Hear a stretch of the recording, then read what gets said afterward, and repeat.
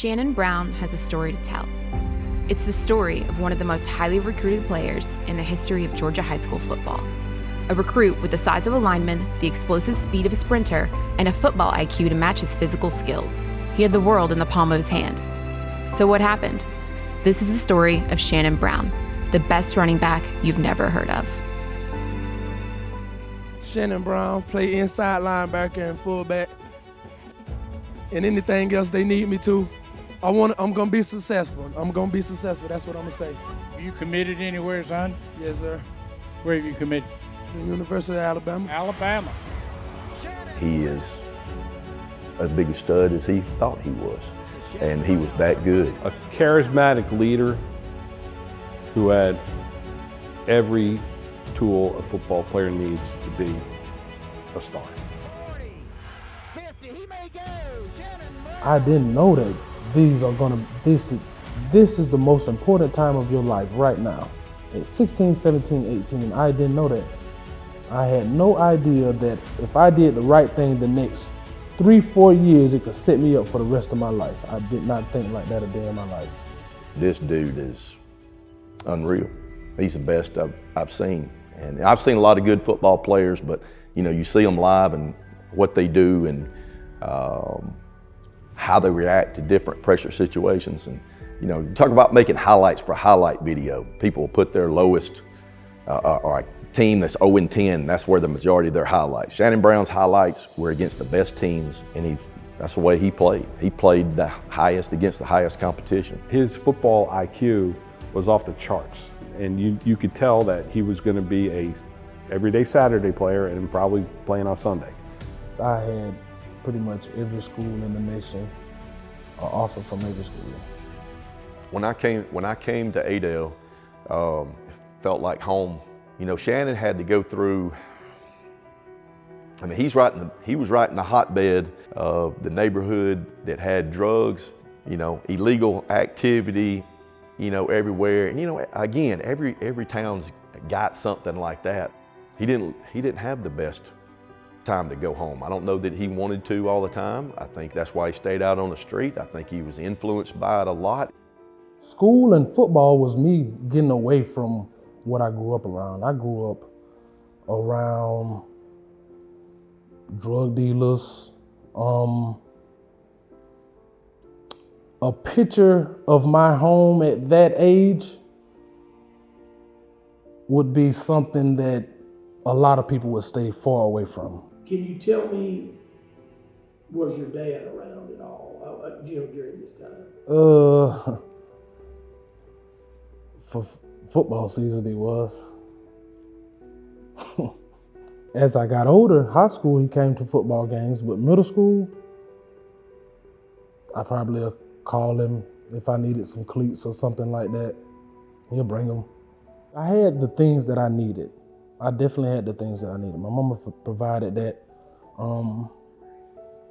It would be times where I would come home from school and be hungry, and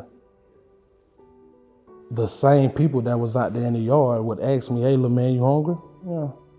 "Give me $10 to go walk down the street, get some China House or get some French fries or something from somewhere." So, it was rough, but I really didn't know what was going on at the time. I just know that these people look after me when I need them to. I give my mama all the credit in the world, but she was a woman trying to raise a man. Well, going into high school, that summer, going into high school, my mama went to prison. So that played a part in me playing football and going to school. But I realized when I stepped on the field, before I got to high school, we had a spring game and I was playing running back for JV. And I scored like a 40, 50-yard touchdown run before I even got to high school on the varsity. It was like JV versus varsity, but I knew that Football was the easy part. My grandmas, my aunties, I was rebellious, so if my grandma told me something that I didn't want to hear, I moved with my auntie. My auntie told me something that I didn't want to hear, I moved back with my mama. With my grandma. Different aunties, maybe 2 or 3 aunties. So that's how you started high school? That's floating around? Yes. I can't remember somebody saying, "Did you do your homework coming home from school?" How did football go that year? Great. Great. I had over 1,000 yards on offense and went first team linebacker my freshman year. First team all region. So on both sides of the ball, I kind of stood out. And I didn't start on defense. Sophomore year, I was good for 3 quarters of football. So my stats wasn't as good as my freshman year. I'm getting kind of complacent. This who I am. I'm good. I got 3 more years to play. Whatever I don't do this year, I can do it before I graduate. I thought I was going back to the Dome. I went to the Dome my freshman year. I went to the quarterfinals my freshman year. And I thought I would eventually go back to the Dome, but I never did. Well, we'd had a problem with him not being able to stay out entire series out on the field. He'd have to come back out. He wasn't breathing correctly. In fact, figured that breathing thing out when he was running and how to control his breathing when he was playing. It was big and it played a big part.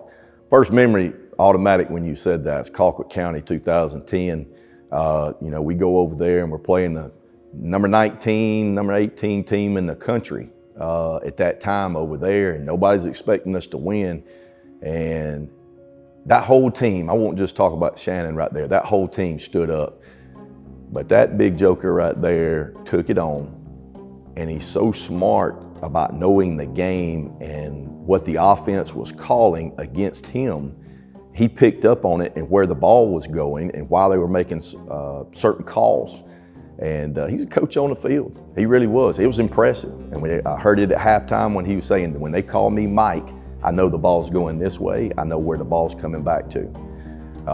I remember after the game, after we had won, he and I are the last 2 in the locker room. Probably my excitement is why I'm in the last one in the locker room ready to leave Moultrie. And Shannon is gassed. He is almost where he's not sweating a lot. He's almost dehydrated. It's a hot game and he never hardly came off the field. And I remember putting cold Coca-Colas on his veins, on his pressure points right there. And he said, "Coach, I ain't never played that hard in my life." And I just thought to myself, I said, "Well, dude, you have now." And I couldn't probably been more proud of a kid than I was that moment, because I think he figured it out, what he could do. It's not just about a play here or play there. You're doing this not just for you, you're doing this for your team and your county right here. And he did, but that moment sticks out in my mind. He owned that defense against Colquitt County that day. It's the Cook High Hornets taking on the Thomasville Bulldogs in a big Region 1AA matchup. Thomasville and Cook is always a physical game. And then when you throw on top of it the importance of a region championship riding on it, both coaches were playing things close to the vest, not trying to allow any mistakes to happen. Thomasville run, they missed a field goal. They had us. All they had to do was probably go for it, because Thomasville, one of them teams that'll break your wheel if you let them. And I was almost to the point where I do not know how we gonna stop these folks, because they don't care about the big play. 3, 4, 5 yards, 3, 4, 5 yards, all the way down the field. And I think it was like 4th and 2. All they had to do was run. We couldn't stop them from getting 3 yards. And they tried to kick the field goal and miss. Tell you, by his standards, this is going to be a fairly short one. The hold's going to be at the 14, 24-yard field goal attempt from Anthony Pastelli. Here's the snap, the hold, the kick is no good. All right. No good. There's a huge break for the Cook High Hornets. But we get the ball, and I remember talking to Coach Ross New, and he called a certain package for us. We called it the Horseman, still use it today where I am. But we called it Horseman, and I said, Coach, you kneeing it, right? And he said, no, I just called power. And I said, he said, you want me to change it? I'll change it real quick. And I said, nah, let him run it. So that's, that's the hilarious part. Thank the Lord, God was with us on that one. And lo and behold, that sucker breaks it out and breaks it for about 80. They gave me a chance. Coach called a running play to take us into halftime. And I knew that if they give me a crease, I'm going all the way. And all of a sudden, there was a pitch to Shannon, and he goes around the right side, and all of a sudden, nobody could tackle him.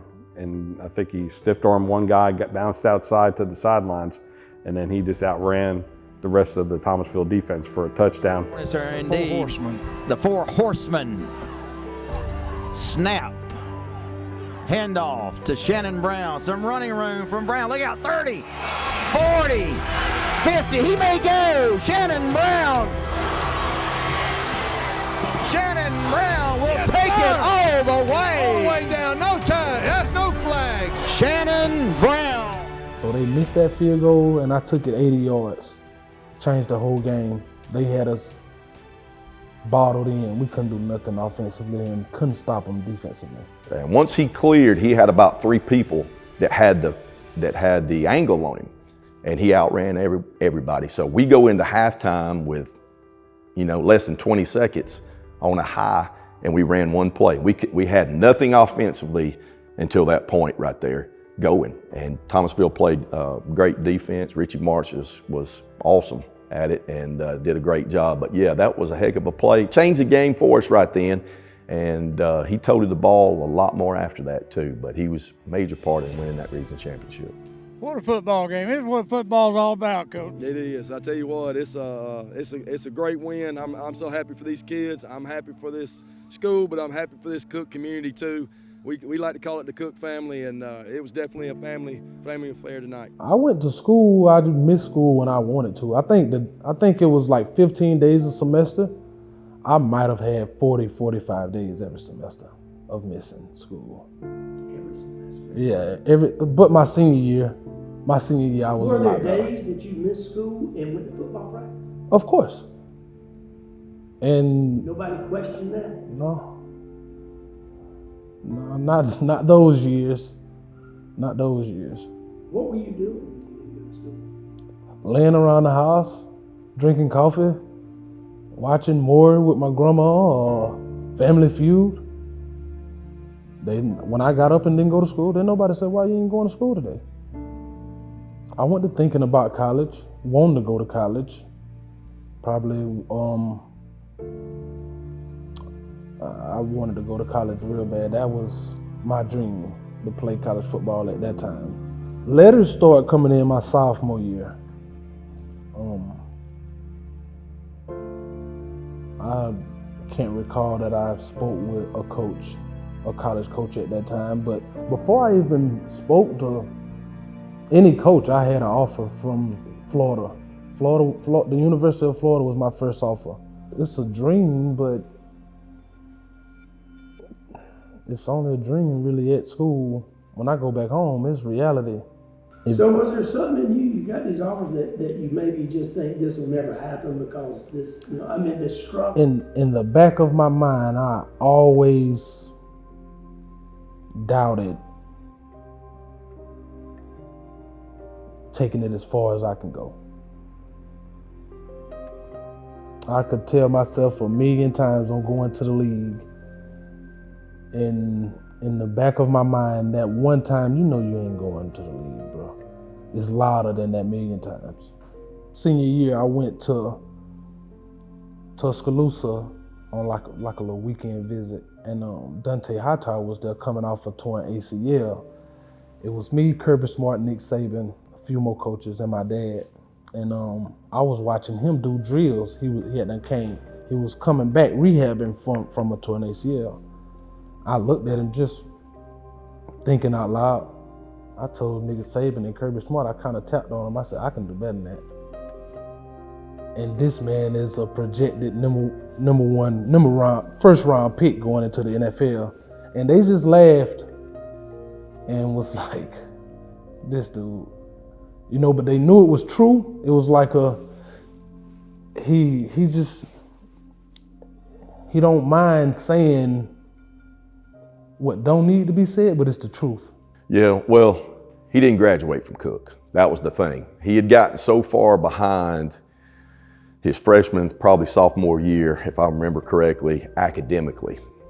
Get a visit from Coach Smart, Coach Pruitt, and Ken, he's not going to be able to do this.